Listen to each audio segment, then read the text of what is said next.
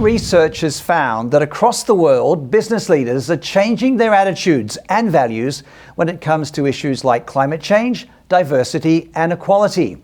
Academics from Griffith Business School collaborated with a leading global consultancy firm to discover what 1,000 top CEOs think about the power of a chief executive's position. I'm joined by Professor NICK BARTER, Professor of the Department of Business Strategy and Innovation at Griffith University. Nick, what types of CEOs did you speak to and what did you find out? Thanks very much for the question. We spoke to 1,000 CEOs through a survey, and they were in 6 different countries. So they were in the UK, USA, France, Germany, India, Australia, and probably somewhere else I've forgotten if that's not 6. What we found out was that they're actually very focused on driving purpose, organizational purpose into their business. And this is where they're asking themselves, why are we in business? And thinking about that beyond convention, really. Thinking about it as being, how are we helping society improve? How are we helping reduce our impact on our surroundings? And are we doing that in a way that's profitable? So convention typically says you do this, but you start a business just to make money. These businesses, these people that we spoke to were starting to look at their business much more expansively as a vehicle for positive change. Well, in a post-COVID world, there's a lot of pressure on company leaders today to satisfy employees and also look after work conditions, also managing shareholder expectations, meeting ESG goals. Where exactly do you think their priorities lie from what you did with this survey? What we found was that as a general rule, they're wanting to make decisions in their business that align to their company purpose. So their company purpose might be, for example, transforming the energy market into one that's more sustainable or whatever it may be. And they want to make more decisions up and down their organization that are aligned to this, rather than decisions within businesses that can get caught in other metrics that might be particular financial metrics, as opposed to this wider qualitative impact the business wants on the world. So we're seeing that. The other thing we saw was them having a greater desire to shift towards becoming more sustainable businesses, and we define sustainability for them as businesses that act to benefit society and tread less lightly on our environment and our surroundings.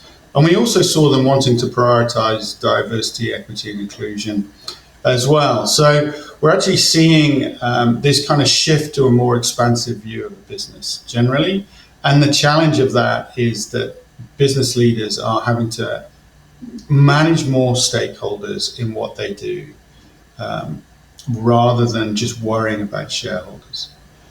Well, you mentioned, climate change as a key issue, but what about diversity and inclusion? Where did they sit within this priority list? Diversity and inclusion was there, but what we found with diversity and inclusion was that we didn't actually create a priority list as such. What we found was that CEOs across the world are looking at diversity and inclusion, but ESG tends to be more of a priority than diversity and inclusion per se. Perhaps the more relevant point is, given we're in Australia, we actually saw that Australian CEOs are much less interested in diversity and equity and inclusion and much less interested in ESG outcomes for their business and much less interested in actually creating a sustainable business. What they were far more interested in was cost efficiencies and acquisitions. And one of the ways we interpreted that was that Australian CEOs are actually still playing catch up with regards to the rest of the world and how the rest of the world is starting to think about business. Well, you've covered a lot of different countries, and different cultures or languages. How different do you think business leaders are from country to country based on your survey's findings? You spoke about Australian leaders being different, but what about elsewhere across the world? For example, if we do a quick sweep across the globe, UK, USA, and even Chinese CEOs are more likely to be focused on creating sustainable businesses than Australian CEOs. And actually, what really the point of me saying that is because we found Australian CEOs stick out more than anybody else in terms of what they want to do differently. So I would say there's a lot of similarities between CEOs and the rest of the world. It's just Australia that sticks out a little bit, if you like. And Australia sticks out in a way that says it's not on the same page as the rest of the world. It's not focused on sustainability, ESG, diversity, equity, and inclusion. Well, I think you mentioned before, didn't you, about the cost pressures and being profitable. That's one point of difference for Australian CEOs. Anything else that you would say stood out? I think the thing that Australian CEOs really want to do, just to underline it, is they want to do more acquisitions and find more cost efficiencies in their business. And that was, counter, the opposite, diametrically opposed to the rest of the world. And what does that mean?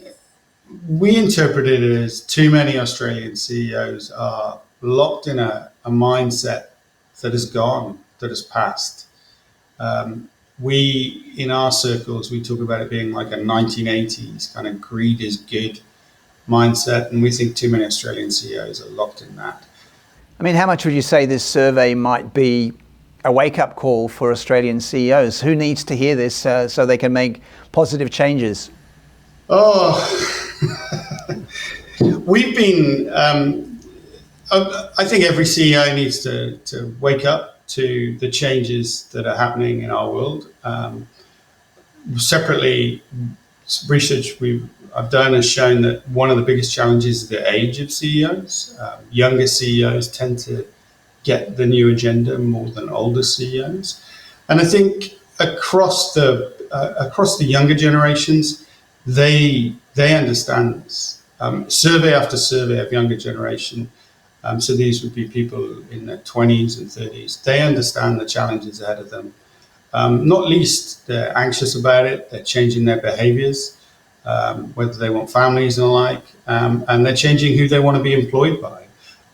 There's a positive shift now for people asking companies what their ESG profile is like and not wanting to join unless that business has purpose and a positive, or is moving towards an ever more positive impact on the world. So I think these changes are there. There's just a generational disconnect that is gradually, as all generations age, will gradually erode and we will move forward. But the challenges we face need to be tackled probably quicker than some of that age effect can feed through the system.